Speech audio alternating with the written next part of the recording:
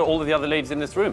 But the question is whether or not, and I would ask this of I think of everyone in the room who's covered, do you think that by covering your face from everyone else in society, you are exacerbating difference or making it less bad? I think people are free to feel how they want. It doesn't. I don't care how you feel. It's really no. Wait.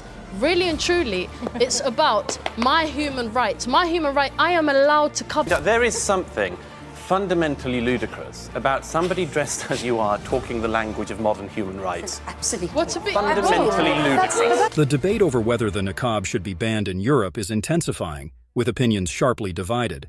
Among the voices in this debate, Douglas Murray's stance stands out with a clarity and force that leaves no room for doubt. Would you like to see the veil banned here? Well, I think, like a majority of British people, I think that it should be banned in public places, particularly places like courtrooms, where it's absolutely imperative that a jury are able to see the faces of people who are accused. As for an overall ban, Douglas Murray's got a point that resonates with a lot of folks in the West. He rightly said, it's crucial to see faces. Think about it. How can a jury properly judge someone if they can't even see their face? It's all about transparency and fairness in the legal system. He further continues with his own opinions. I think, look, my own opinion is that niqab is highly undesirable. I think that we live in a society where people do show their faces, where huge amounts of our social interaction depend on people showing their faces. I think that it's very difficult to enforce a ban in public places like streets, but it should be certainly a desirable thing to discourage its wearing. In Western societies, a lot of our communication and social cues depend on seeing each other's faces. It's hard to imagine walking down the street and not being able to read people's expressions. Adding to that, it's not just about interaction, it's also about security. It is all about ensuring everyone is treated equally and transparently. And now let's hear from Fatima, who is one of our panelists in this debate. No, a ban, I think it's a complete overreaction. Look, the niqab has been part of the British landscape for the last 20-odd years, okay? Muslim women have been going about their business. We've got a radio presenter here, we've got a scientist, we've got talented Muslim women who've got a lot to give to this society, who've been doing so and been very sensible about it. When we need to remove our face veils, we do it. But how do you think we get through airport security? Fatima tries to defend the niqab, suggesting that public opinion varies and there is nothing to fear. However, there are a few points to consider.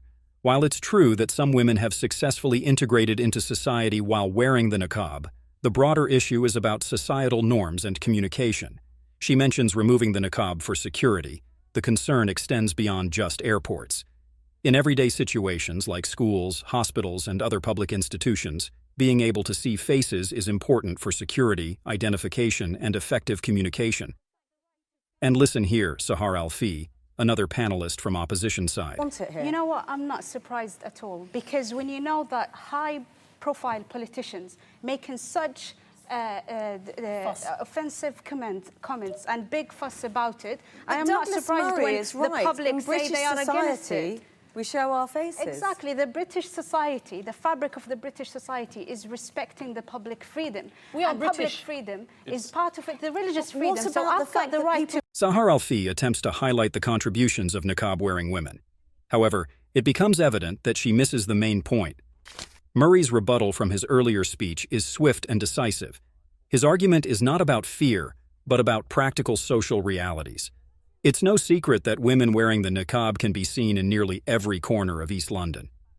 While the opposition views this as an expression of religious freedom, others question whether this practice truly reflects religious tolerance or if it represents Muslim exceptionalism. Is the niqab a symbol of religious devotion, or does it allow Muslim women to isolate themselves from the rest of society by concealing their identities?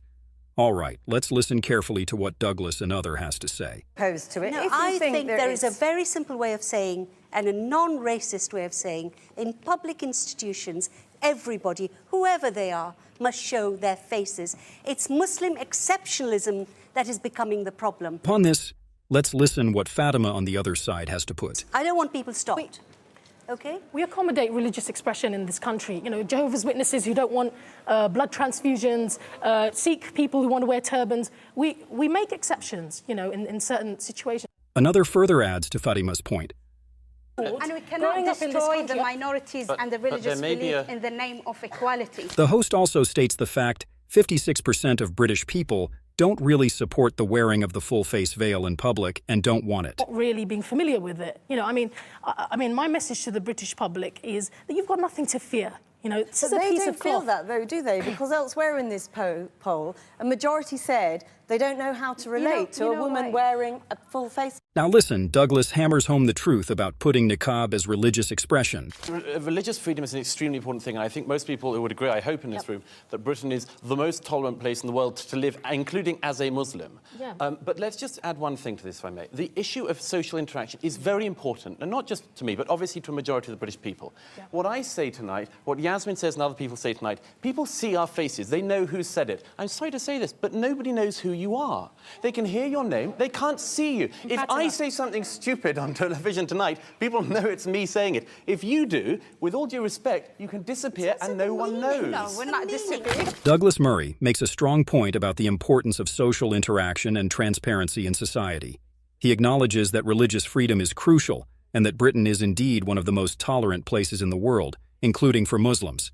And it should also be remembered when someone speaks on television or in public, they are be accountable for their statements, and likewise when we see one's faces, they are accountable for their expression.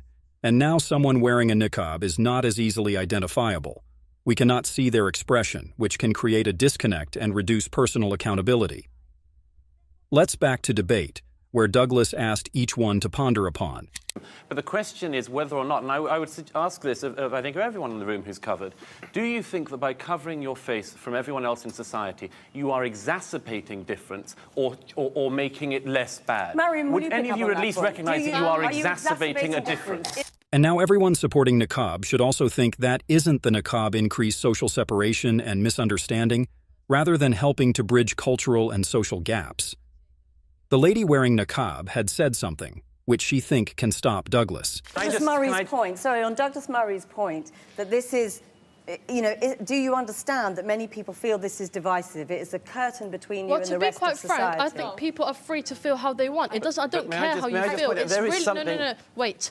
Really and truly, it's about my human rights. My human right, I am allowed to cover. You don't have to just agree. Very briefly on the point that many people in the survey said that they feel unease, they feel uncomfortable, they feel anxious. Well, to be quite frank, I feel like that towards emos. But Douglas will not have it either, and straight away said... But that's all right. Can I just point out, there is something fundamentally ludicrous about somebody dressed as you are talking the language of modern human rights. Absolutely. Fundamentally ludicrous. As the discussion continues, Murray's position becomes increasingly compelling.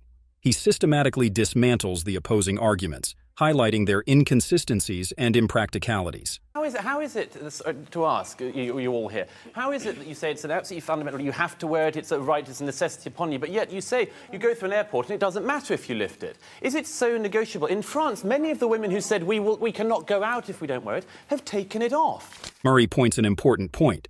Why should the British public be tolerant of something that compromises social cohesion, and why should they be the ones to find ways to make themselves used to the idea of the veil when it could be easier for niqab-wearing women simply to take it off?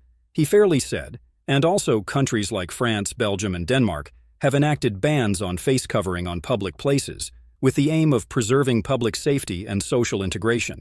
These precedents serve to bolster his case, demonstrating that such policies are both feasible and effective.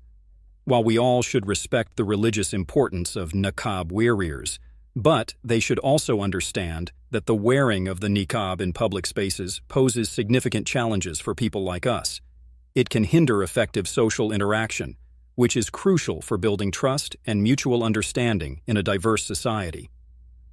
Studies have also shown that nonverbal communication, including facial expressions, accounts for a substantial portion of human interaction. When faces are covered, it becomes more difficult to engage in meaningful dialogue, potentially exacerbating misunderstandings and social divisions.